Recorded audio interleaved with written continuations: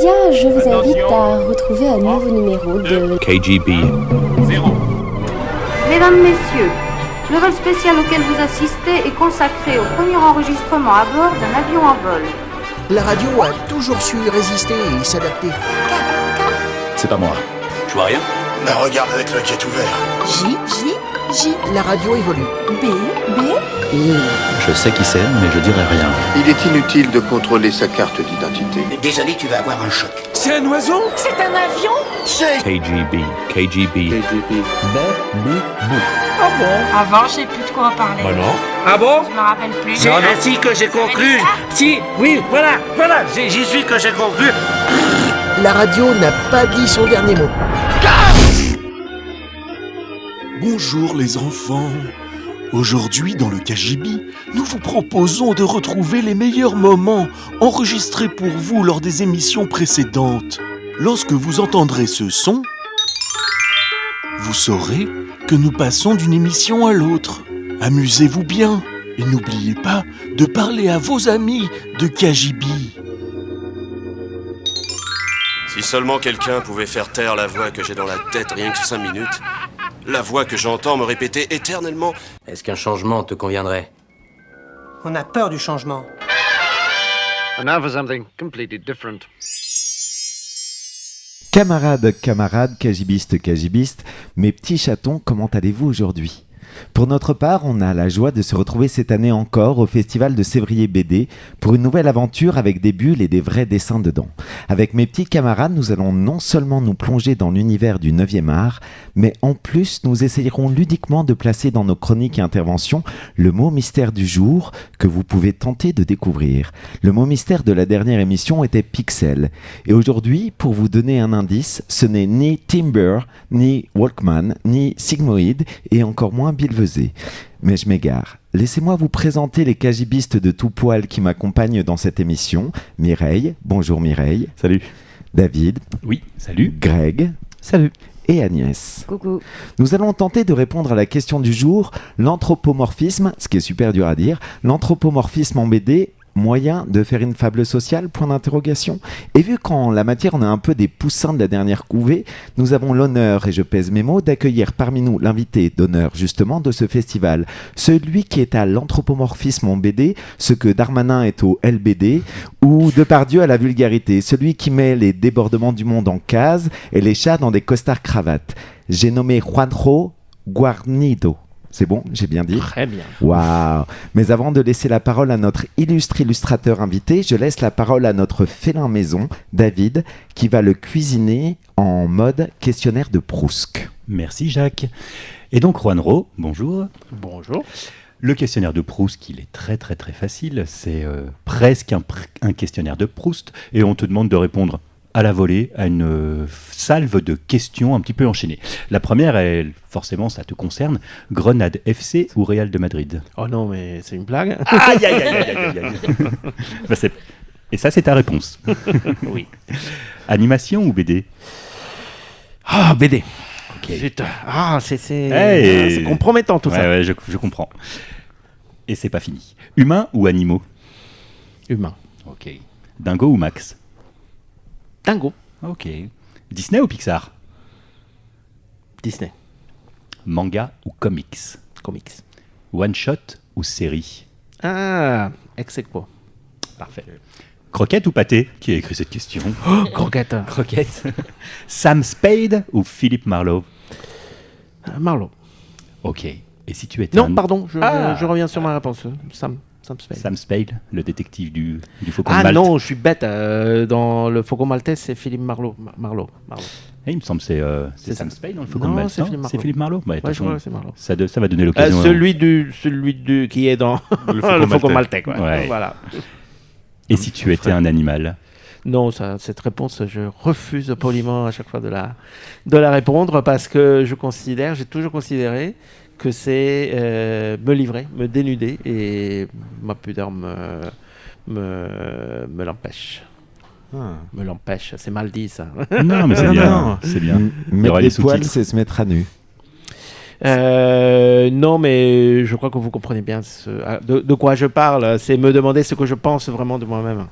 Ouais, Comment je me vois moi-même, et ça n'a aucun intérêt. Bah aussi, peut-être que intérêt curieux, mais non, pas pour moi. Mais c'est tout. Ça n'avait le seul intérêt que de la question. C'est tout. Non, ne t'inquiète pas. Agnès, je te laisse enseigner. Oui, moi j'ai plein d'autres questions. J'ai vu que tu avais quand même hésité entre BD et animation. Et j'aimerais bien qu'on parle un petit peu de ça. Donc, est-ce que, si j'ai bien compris, tu as fait de la BD, tu as fait de l'animation avant de faire de la BD ? Non, parce que en réalité, l'animation, ça a été un choix professionnel. Une fois que j'ai fini les Beaux-Arts, moi, j'avais quasiment jamais, depuis quand j'étais tout petit, je disais, je ferais des dessins animés comme Walt Disney, parce que je pensais que Walt Disney, c'était un monsieur qui se mettait à dessiner Mickey et Donald, et puis après, il y avait des dessins animés qui apparaissaient comme ça. Même si j'ai très très jeune compris comment ça se fabriquait, le dessin animé.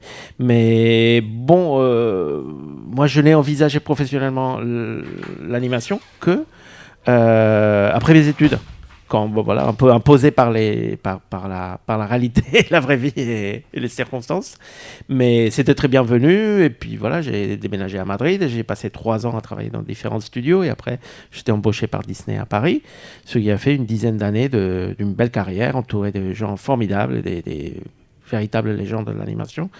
Donc voilà, l'animation, je la porte très profondément dans mon cœur. Et je suis revenu après m'être consacré quasiment à 100% à la BD, j'y suis revenu, mais voilà, j'ai beaucoup de plaisir à faire l'animation. Quand j'ai repris du service, j'ai été très heureux de le faire. Est-ce qu'il y a des projets en particulier dont tu aimerais parler, qui t'ont particulièrement touché en animation ?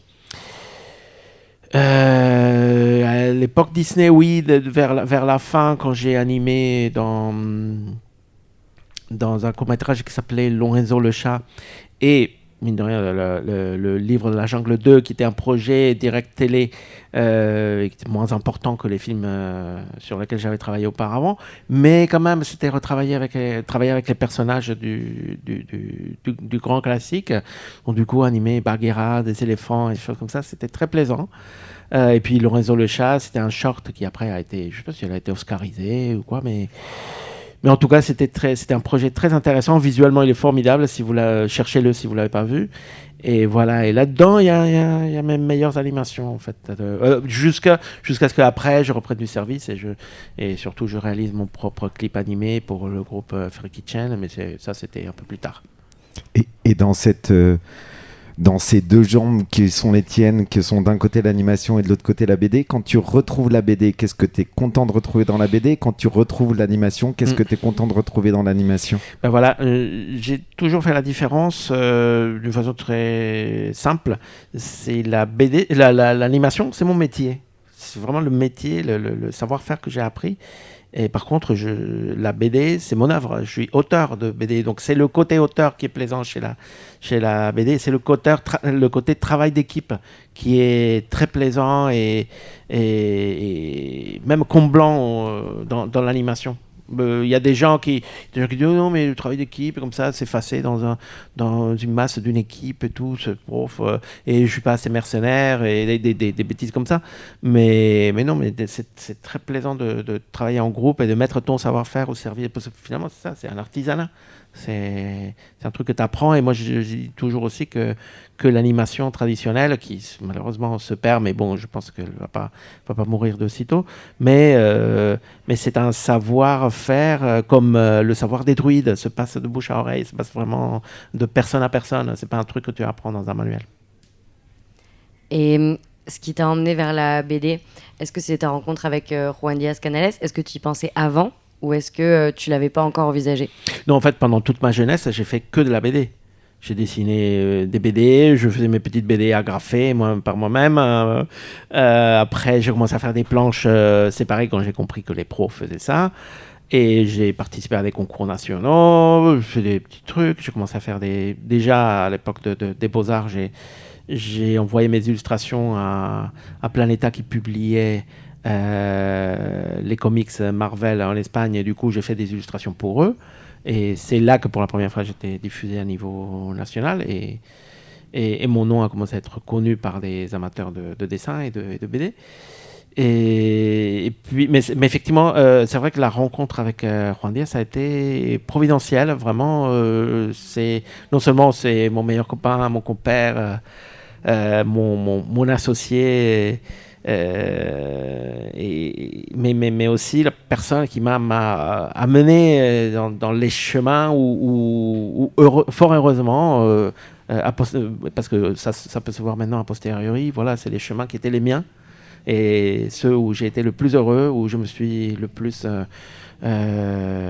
exprimé et réalisé en tant qu'artiste.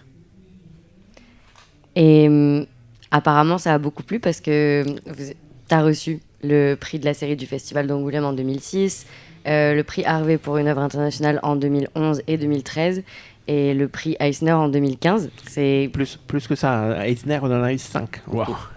La vache. Et Black Sad, c'est même devenu un jeu vidéo. Dans quelle mesure est-ce que tu as été impliqué dans le développement de ce jeu ? Très peu, parce que voilà, ils avaient un projet, ils nous l'ont montré. Nous, disons que Juan, il a été sollicité pour valider, faire un peu de supervision du scénario, et moi pour le design des personnages, parce que c'est là que ça pouvait être, c'est le point où ça pouvait être le plus conflictuel. Et bon, j'étais agréablement surpris parce qu'ils avaient fait du bon boulot, mais il y avait des petites choses où je les ai remis sur le bon chemin, parce que le zoomorphisme, non anthropomorphisme, parce que je vois qu'il y a une confusion très courante entre les deux termes, mais c'est assez subjectif, c'est une interprétation évidemment, c'est un jeu de l'esprit, mais il y a des choses, des interprétations de la transformation ou de la création de cet hybride entre humain et animal qui peuvent être un peu étranges, déconcertantes, voire désagréables. Et ça, c'est le genre de truc qu'il faut éviter.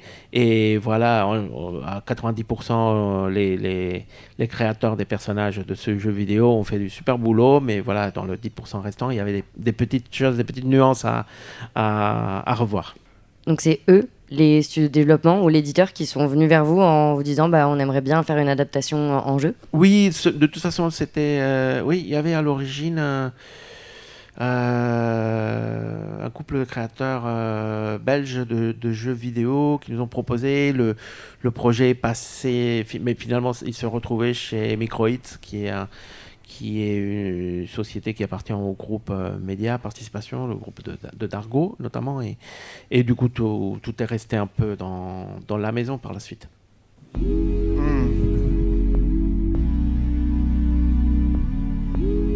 Yeah. I do not give a fuck. I really wish I did, but I suck. All I do is write hits. I don't hit ruts in the cut when my dog's tired. If you got a problem, you should probably just dip. You're crying, I do not give a fuck. I really wish I did, but I suck. All I do is write hits. I don't hit ruts in the cut when my dog's tired. If you got a problem, you should probably just dip. This shit might be corny when I drop it. I'll belly flop, I don't belly up when I'm flopping. Big picture, think a couple times I had to crop a couple people in a shot. They simply don't belong. Gave a couple people shots, step back, foot shot, and people stepping on my toes. Step back, kept walking, it's by me. Slurp my fucking penis like ramen and fuck. If you're here to bring your problems like, you're tripping, I do not give a fuck. I really wish I did, but I suck. All I do is write hits. I don't hit ruts in the cut when my dog tired. If you got a problem, you should probably just dip. You're crying, I do not give a fuck. I really wish I did, but I suck. All I do is write hits. I don't hit ruts in the cut when my dog tired. If you got a problem, you should probably just dip. I don't bear responsibility for your positivity. The response you're giving me is boring. Weighing my eyes down, it's hard to be nice now. A part of me's like, how the fuck you're so annoying. I'm in a good spot and you're in a bad place. I'll stay in my good spot while your tears keep pouring. Until that shit dries, so don't be hurt if I continue to chill by and just ignore it. Because I do not give a fuck. I really wish I did, but I suck. All I do is write hits. I don't hit ruts in the cut with my dog tired. If you got a problem, you should probably just dip. You're crying, I do not give a fuck. I really wish I did, but I suck. All I do is write hits. I don't hit ruts in the cut with my dog tired. If you got a problem, you should probably just sit down.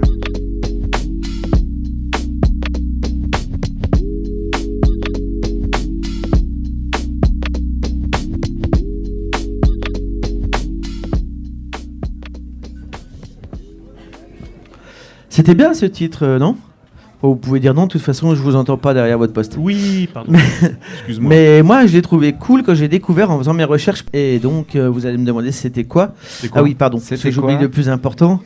Et ben, l'artiste, c'est le Canadien Ezra Budman. Et le nom du morceau, c'est Ramen. Je trouvais que ça faisait écho avec Stuffed, le court-métrage de notre invitée Louise. Mais pour savoir pourquoi, il va vous falloir être curieux et vous renseigner un peu plus loin ou rester à la projection. Oui, et puis en parlant de projection, moi je propose qu'on écoute Mireille. Mireille ? Oui, pardon. Mireille, oui. Mireille, on Oui. t'écoute ? Ouais, allez, écoutez-moi. 1, 2, 3, 4. Je suis un homme libre. Interprété par le Petit Conservatoire de Mireille. Oh no, I'm ready. KGB Radio.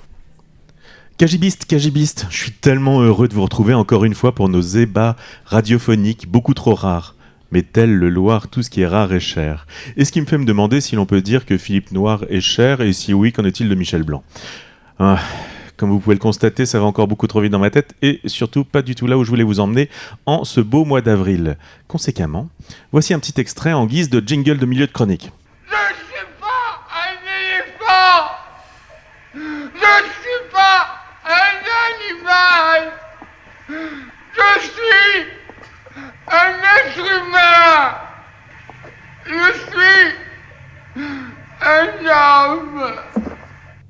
Je ne suis pas un éléphant, je suis un être humain, je suis un homme.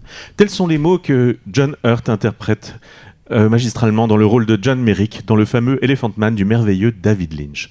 Un extrait touchant, s'il en est, qui m'évoque une anecdote qui m'est arrivée pas plus tard qu'il y a quelques jours. Bon, d'abord, dresser le décor. Il faut savoir que j'habite à la frontière entre la ville et la campagne, et que si parfois certains animaux sauvages s'aventurent à venir s'enjailler côté cité, il est beaucoup plus fréquent de voir des profils de mâles urbains motorisés qui semblent tous d'accord sur le fait que là, devant chez moi, est un spot idéal pour laisser tourner le moteur de la bagnole pendant qu'on va marquer un peu le territoire.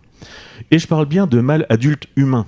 Pas d'un enfant à la vessie encore en rodage, ni d'un sénile au sigmoïde enflammé qui ne prendra même plus le temps de sortir de la dite bagnole.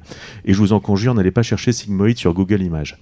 Le fait est qu'il y a quelques jours, un de ces Homo minimum vesicae, vous l'aurez compris, latin pour homme à la micro-vessie, s'arrête en trombe alors que ma fille est tout juste en train de partir à l'école. Walkman sur les oreilles. Et alors qu'elle passe dans son côté pile, il commence à dégainer côté face l'objet du crime. Bon, comme je vous l'ai dit, c'est pas la première fois que ça arrive, mais souvent c'est une question de timing, et quand on n'a plus le temps de crier timber, il ne sert plus à grand chose de se manifester pour éviter de se prendre un tronc.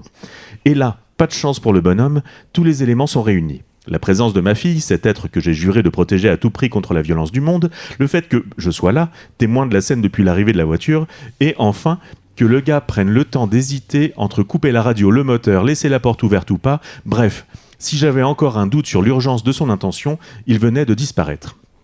Et enfin, le portrait de mon martyr se dessinait sous mes yeux abasourdis. Celui-là allait devenir mon maître étalon. Rien à voir avec l'animal.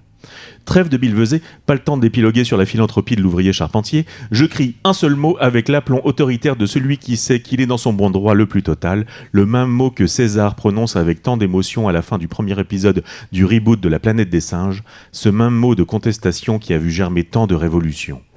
Non ! C'est aussi ce mot que l'on crie à un jeune chiot pour lui signifier qu'il ne faut pas mastiquer les loups-boutins de la daronne. Le fait est que le coupable a saisi immédiatement à qui s'adressait ce court adverbe de négation. On révise toujours avec KGB. Et pris en flagrant délit, coupé dans son élan, toujours pas l'animal, il a remballé ses petites affaires et il a filé sans demander son reste. Si j'osais, j'ajouterais la queue entre les jambes. Alors peut-être qu'il est allé continuer sa besogne sans mettre plus loin, qu'en sais-je ? Ce qui aurait été con parce qu'il aurait tout juste eu le temps de recommencer juste devant ma fille qui ne devait pas avoir parcouru beaucoup plus de distance. Mais moi, j'étais fier comme si j'avais coupé les bourses du malandrin. Ma fille n'avait pourtant rien vu de mon exploit et maintenant, j'ai presque hâte qu'un autre de ses 100 manières vienne tenter l'aventure. Je connais désormais le ton juste. Non !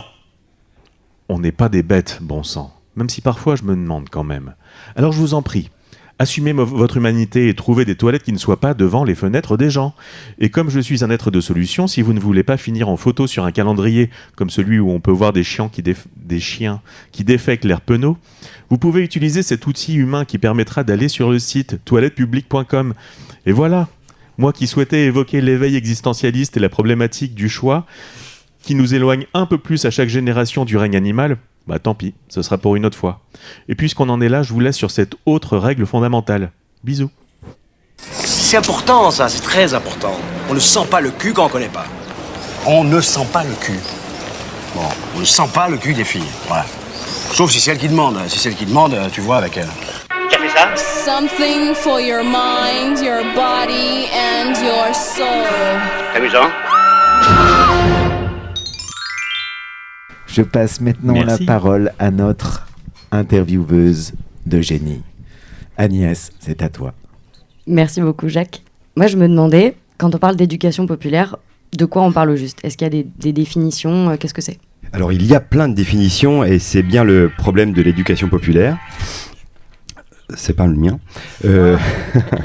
Et c'est très multiple, donc c'est très très très varié. En fait, on se revendique même pas que de l'éducation populaire, on se revendique de plein d'autres mouvements, notamment de la pédagogie sociale, qui est très peu connue, mais qui est un peu une de nos inspirations. Voilà, rapidement, après on pourra parler plus longuement. Et donc, qu'est-ce que c'est les valeurs fondamentales, les piliers de tout ça? Anne-Lise. Je pense que c'est l'émancipation collective, que tous ensemble, en dehors de l'école, en dehors de la famille, on arrive à transformer la société, à faire des transformations sociales. Je pense que c'est une des premières valeurs. Et donc, j'imagine que ça fait partie des valeurs des valeurs piliers du Cri de l'œuf. Le Cri de l'œuf, comment est-ce que ça a commencé? Ça a commencé par une aventure professionnelle où on s'est tous retrouvés à travailler dans un centre social où on a testé la porte du dehors, celle où on est sur l'espace public, celle où on rencontre les gens, celle où on fait de l'aller-vers. Et ça nous a bien plu.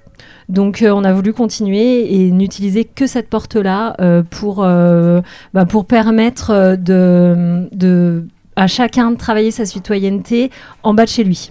On pense que l'espace public, s'il n'y a personne sur l'espace public, c'est un symptôme. S'il n'y a pas d'enfants sur l'espace public, c'est un symptôme d'une société d'une ville qui n'a plus de citoyens. Donc pour nous, c'est important de travailler dehors, quel que soit le temps, quelles que soient les conditions climatiques, à part trop de neige.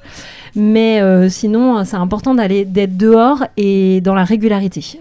Parce que l'événementiel, on n'y croit plus.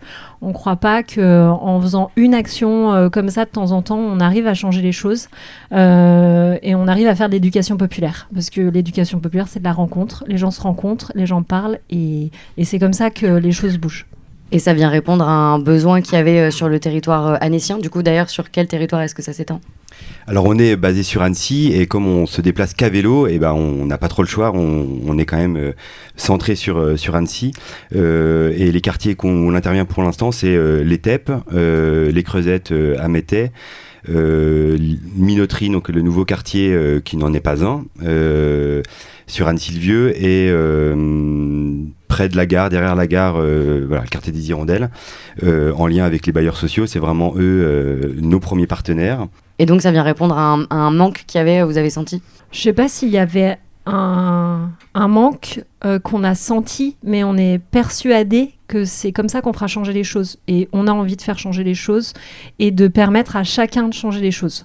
On croit que le collectif, c'est une solution d'avenir. Donc voilà, on voulait aller jusqu'au bout de nos idées. Et donc, en étant sur l'espace public, on se rend compte qu'il y avait besoin. Mais avant, on a plus été vers quelque chose qu'on voulait faire. Victor, tu parlais de partenariat. Comment ça se passe ? Qui sont ces partenaires ? Donc les premiers c'était donc les bailleurs sociaux avec qui on a répondu à un appel à projet qui nous a permis de nous lancer et d'avoir nos premières actions et puis après on construit au fur et à mesure les partenariats, donc il y a beaucoup de partenariats financiers quand même parce qu'on a besoin d'argent pour fonctionner, donc des appels à projet qu'on sollicite pour essayer d'avoir un peu de financement et après on essaye d'aller voir, donc on a aussi beaucoup d'écoles en partenaire à qui on propose des actions et voilà. La ville, l'agglomération, la CAF, voilà, qui sont partenaires de nos actions. Vous avez besoin de financement pour vos actions, ça veut dire que vous avez des salariés au sein de l'association ? Oui.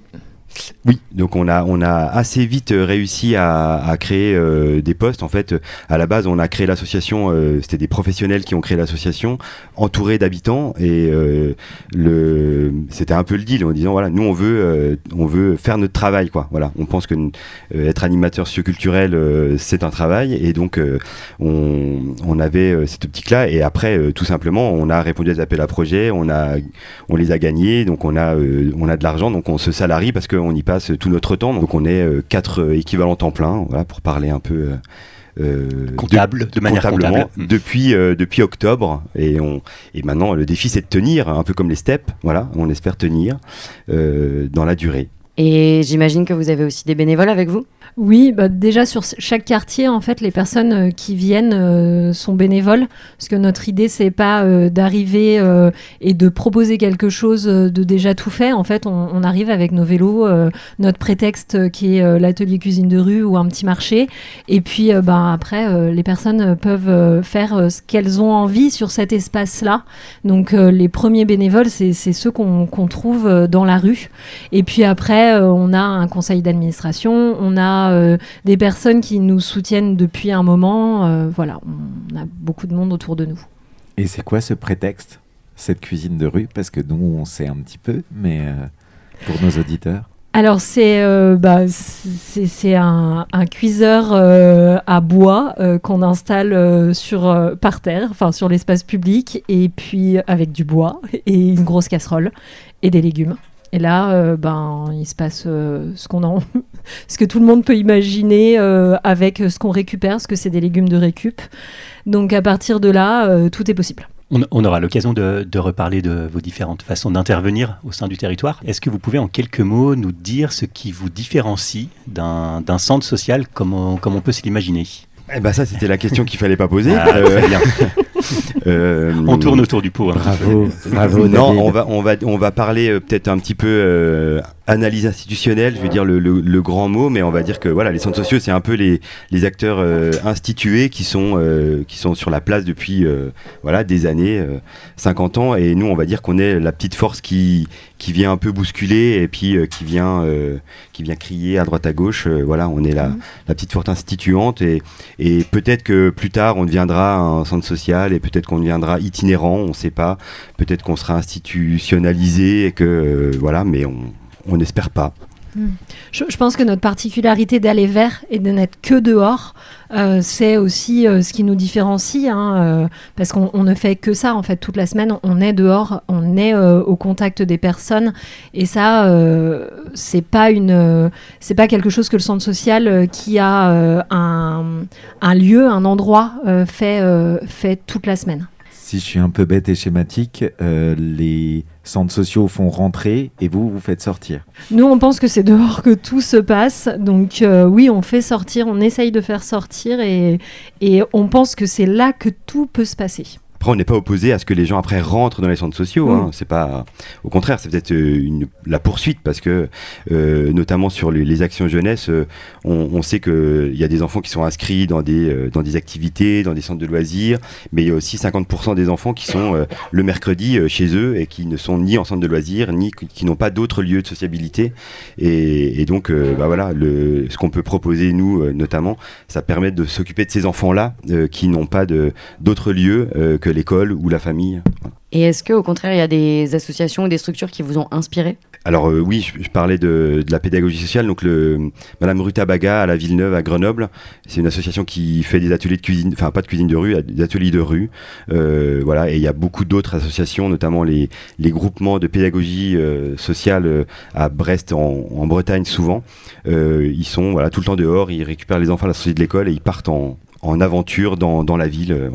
Je pense que le principe du tiers-lieu aussi nous inspire. Le fait que le lieu appartienne à ceux qui y viennent, ça nous inspire beaucoup.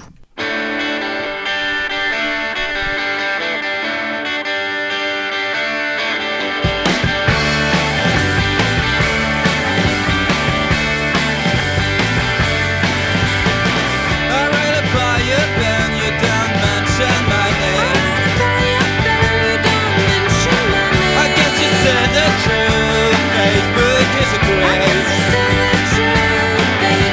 a grace. I saw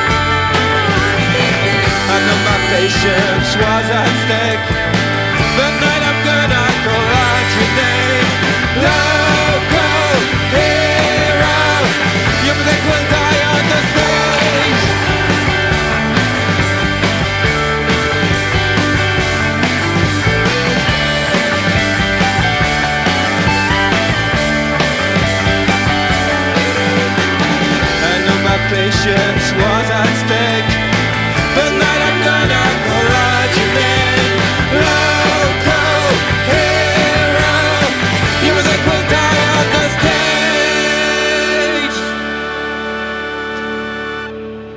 Vous venez d'écouter ce que j'appellerais une masterclass d'indie pop, emballée et expédiée en moins de 2 minutes 30 par les Parisiens de Eggs. Et puisque vous êtes d'accord avec moi pour dire que ce Local Hero était vraiment un bon titre, précipitez-vous sur le premier album dont il est issu et qui se nomme A Glitter Year. Merveilleux. Et maintenant, c'est l'absence de cactus de David, juste pour vous. 1, 2, 3, 4. Je pense là depuis des années. Et encore sans compter les jours fériés. Ça va, ça bosse dur? Non. I'm ready. KGB Radio. Il me semble. Et tu m'arrêteras si je me trompe ou tu ne feras rien parce qu'il y a de grandes chances que je parle tout seul pendant que tu es assis sur ce joli canapé d'inspiration suédoise, croquant quelques chips goût poulet motard chorizo, ne remarquant même pas que tu laisses comme à ton habitude s'immiscer entre l'assise et le dossier quelques miettes salées, ce qui a le don, outre de te graisser le fondement, de m'agacer profondément. D'autant que ces miettes viennent rejoindre leurs précédentes des consoeurs, lesquelles s'ajouteront aux 3 piécettes de 20 centimes, ce qui constitue, il faut l'avouer, une certaine somme avec ce fameux ticket de 10 entrées de piscine dont tu te contrefiches complètement, étant donné que les bonnes résolutions de rentrée sont déjà loin derrière et que... Oh Hop, hop, hop. Tu m'écoutes quand je te cause? Merci. Je disais donc, il me semble que notre monde, ou celui qui s'y apparente, est un poil enclin à se laisser submerger par l'émotion, et par là même à y réagir un tantinet trop en fonction. Une majorité spectatrice et bruyante se retrouve choquée par l'actualité et exige, tolère ou simplement valide une réponse immédiate, violente, sécuritaire, démesurée et souvent avilissante pour l'humanité. Je pense qu'il te sera facile d'admettre que je ne suis pas expert, du moins reconnu comme tel, en géopolitique et que par conséquent, il doit vraisemblablement m'être hardi de prendre position de manière claire et ou catégorique sur un tel sujet, au hasard un quelconque conflit multidécennal. Mon point de vue n'aurait alors pas plus de valeur qu'une prévision météorologique alambiquée s'inspirant des cumulonimbus éthérés ou le pronostic prémonitoire du match alignant Chambly contre Dinan-Léon en National 2. Et peut-être, pour avoir par le passé un peu tâté le cuir, j'en éprouverai, et j'ai dit bien, peut-être, éventuellement, une once de légitimité. Au passage, il y a eu un partout, mais Chambly a écopé d'un rouge, ce qui a permis à Dinan-Léon de revenir pendant les 5 minutes de temps additionnel. Oui, là, le foot, c'est simple. Des couleurs et des numéros sur les maillots, un seul ballon et des lignes tracées par terre. Simple, basique. Là, tu peux te permettre de donner un avis. Sauf qu'une guerre, par exemple, c'est pas du tout du foot, mets-toi bien ça dans le crâne. Un article chiné sur je ne sais où résumait que les émotions positives ou négatives enrichissent évidemment l'existence. Mais le recours à cette forme d'expression peut poser de redoutables défis à la démocratie lorsqu'elle se fait envahissante et tend à remplacer l'analyse. Autrement dit, merci de bien avoir l'amabilité de fermer ta gueule quand tu n'y connais pas grand-chose, de souffler un peu le temps que ta tension descende, et ensuite, seulement ensuite, tu pourras l'ouvrir ou essayer de trouver des infos un peu plus fiables que celles qui te dégoulinent directement dans les oreilles. Et je cause en premier lieu aux médias qui contribuent et jouent grandement de cette course à l'émotion, sans qu'on mesure toujours ce que ce phénomène peut avoir de destructeur pour la capacité à penser. Mais ils ne sont pas les seuls à jouer de la corde sensible, et ce petit message jovial s'adresse surtout et enfin à nos chers politiques qui s'y adonnent également, notamment lorsqu'il s'agit de masquer leur impuissance ou de justifier, comme si elle relevait de la fatalité, les mesures dégueulasses qu'ils s'apprêtent à prendre.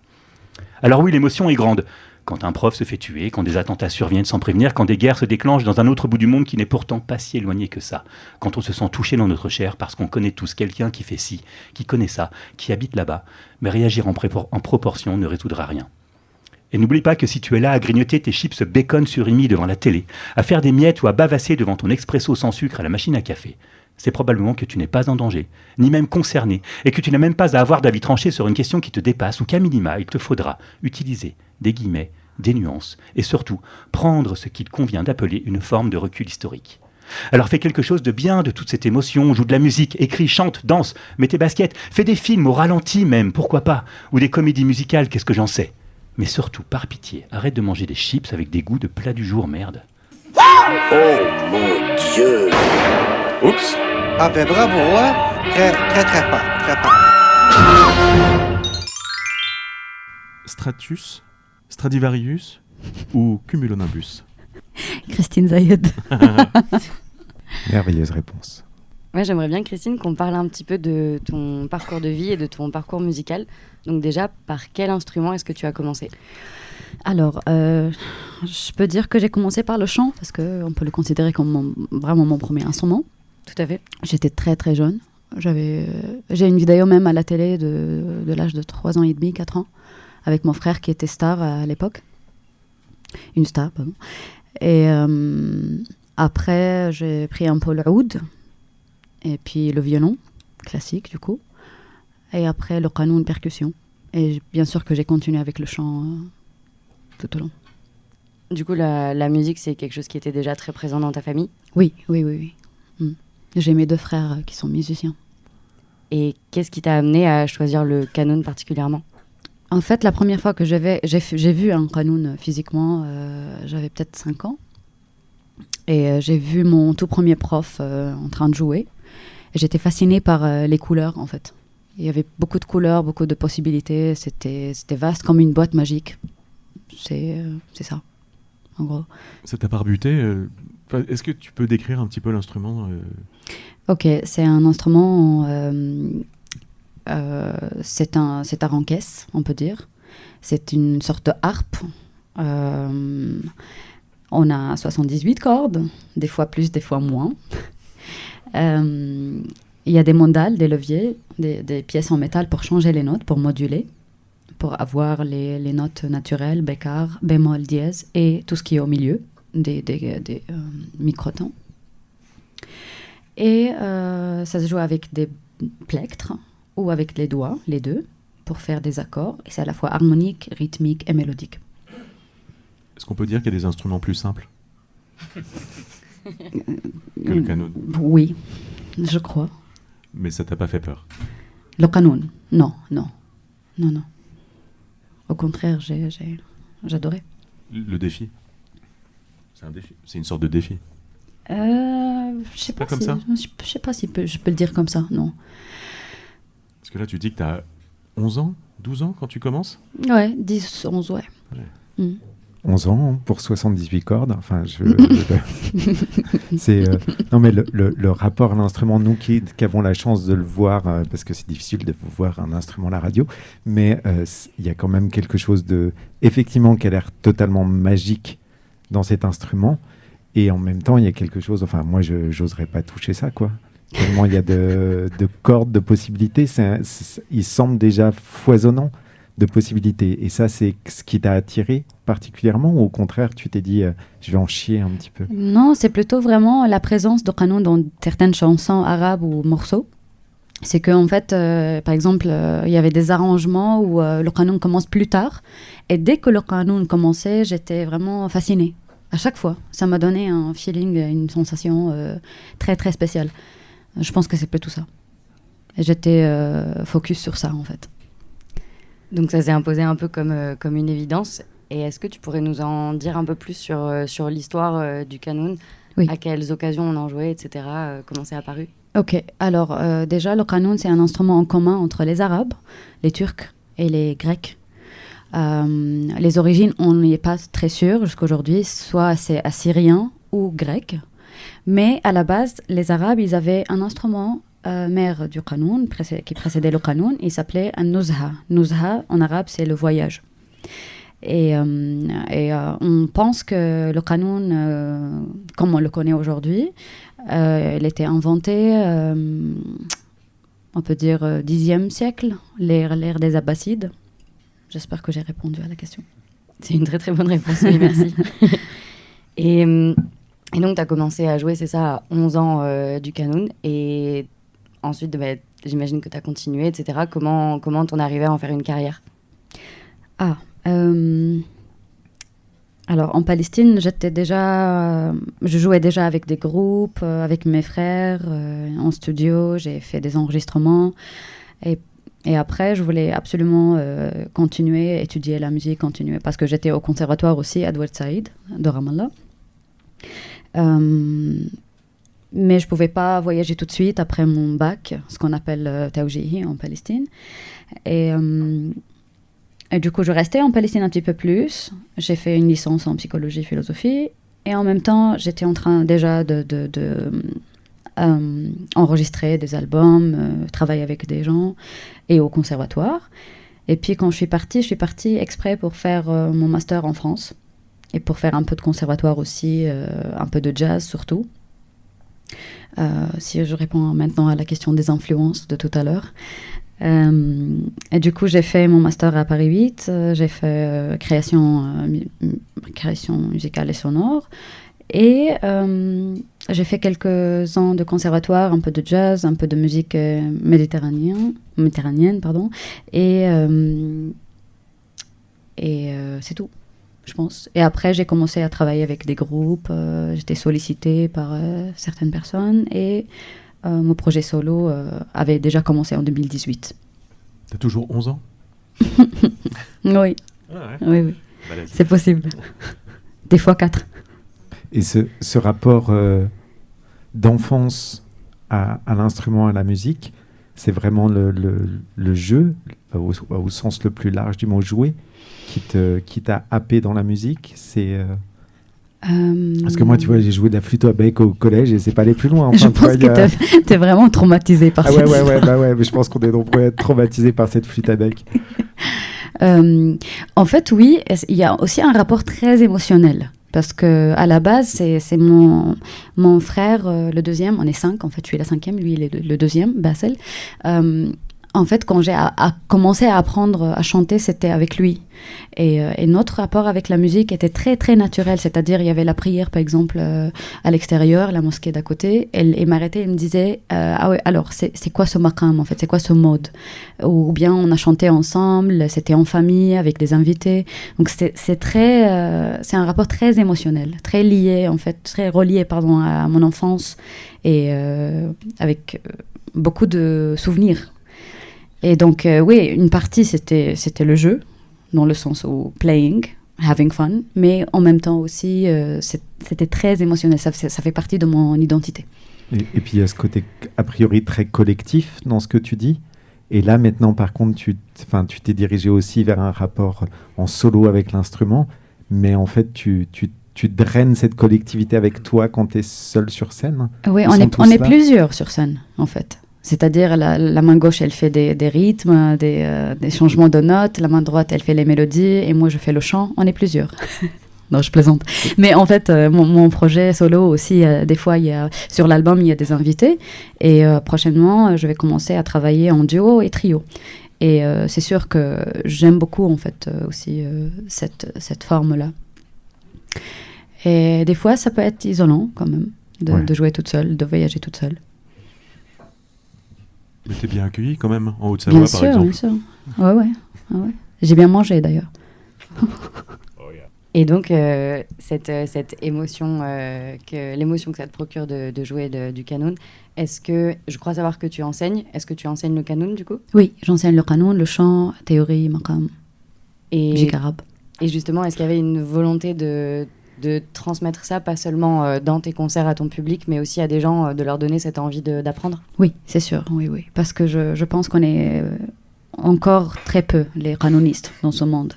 Donc c'est bien de faire connaître cet instrument, surtout que je pense qu'il manque quand même des standards ou de la connaissance, ou des musicologues qui connaissent bien. Donc j'aimerais bien arrêter d'entendre le mot « Ah oui, c'est quoi cet instrument exotique ?» en fait. D'avoir ces connaissances, ça peut nous permettre d'aller plus loin en fait. Oh, mais t'inquiète pas, après cette émission, plus personne te posera la question. Ça marche. Très bien. Je crois qu'il est l'heure de l'émission, on sait qu'on va commencer à voir Christine se mettre en place parce qu'elle va nous faire un petit morceau en live. Ça, on l'avait plus ou moins annoncé, vous l'avez peut-être plus ou moins compris, mais on va avoir le plaisir d'avoir du Christine au qanun en live. Voilà, on peut applaudir.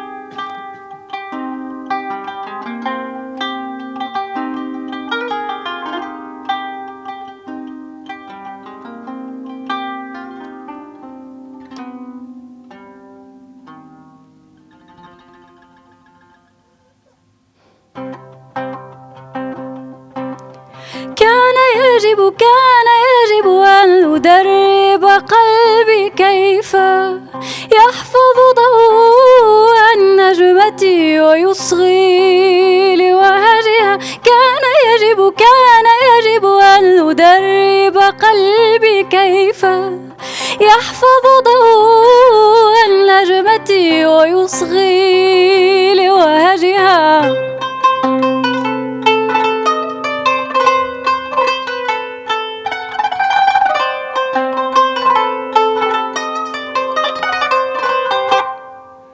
علي أن أدرب قلبي كيف يحفظ ضوء النجمة حين تلمع في الوجوه فلا تصيبه العتمة إن تغيب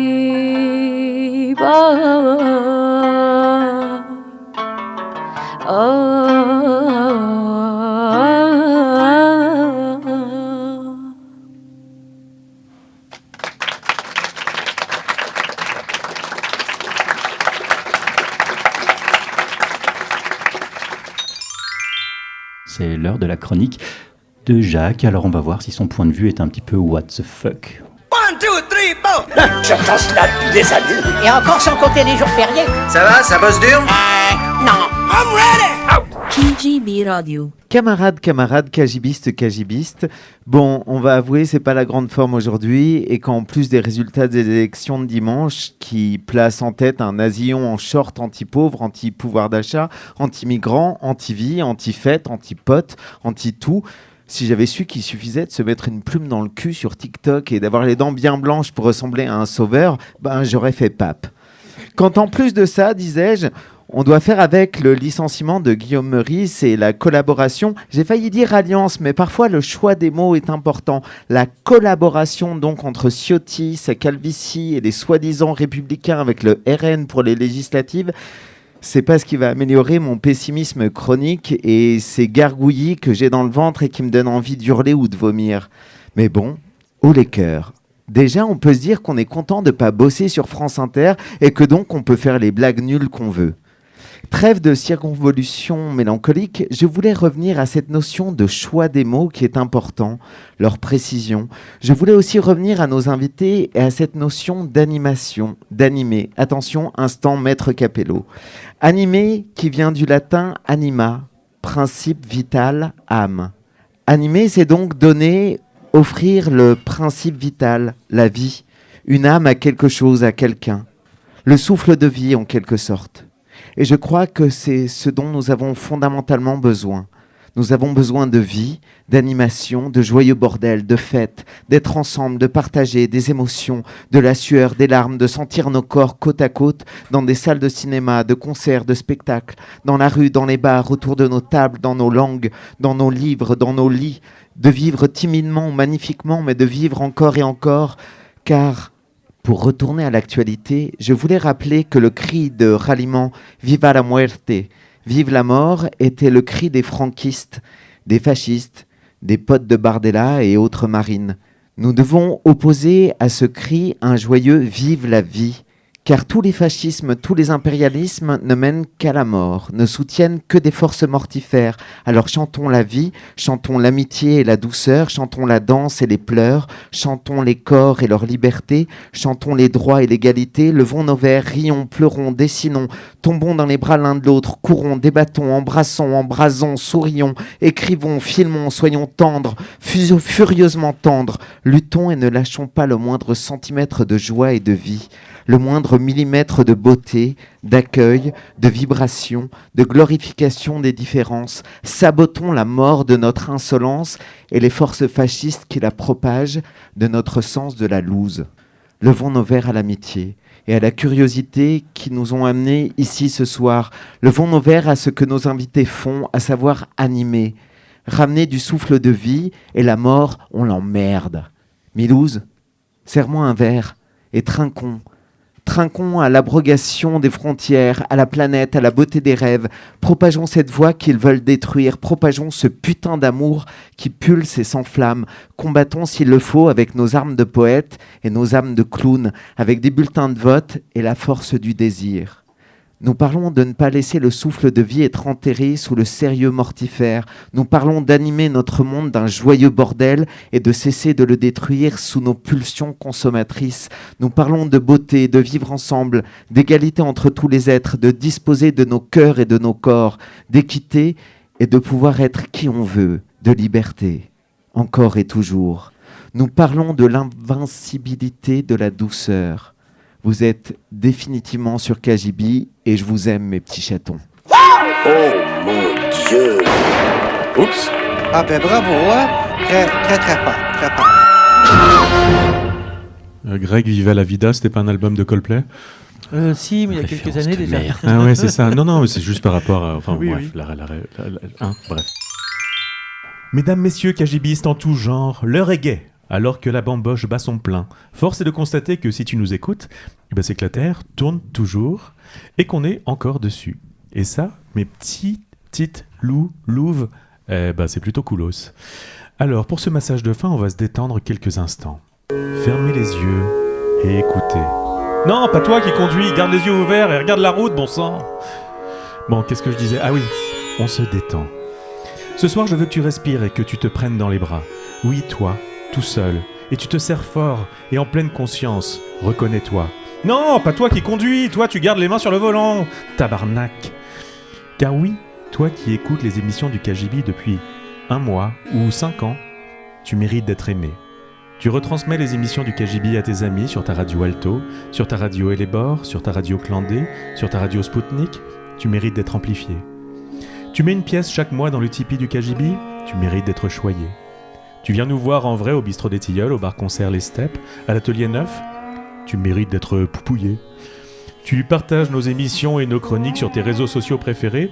Tu mérites d'être liké. Tu bois du vin nature biodynamique avec modération parce que c'est bon et parce que ça fait pas mal au crâne le lendemain. Tu mérites d'être décanté. Tu as hâte d'être en 2024 pour écouter tout ce qu'on a préparé. Tu mérites d'être encensé.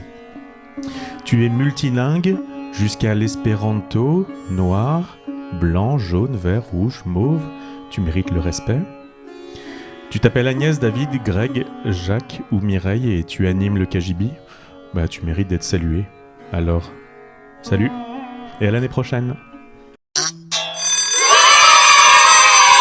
C'est parti. Alors pour faire de la radio, on utilise des ondes électromagnétiques.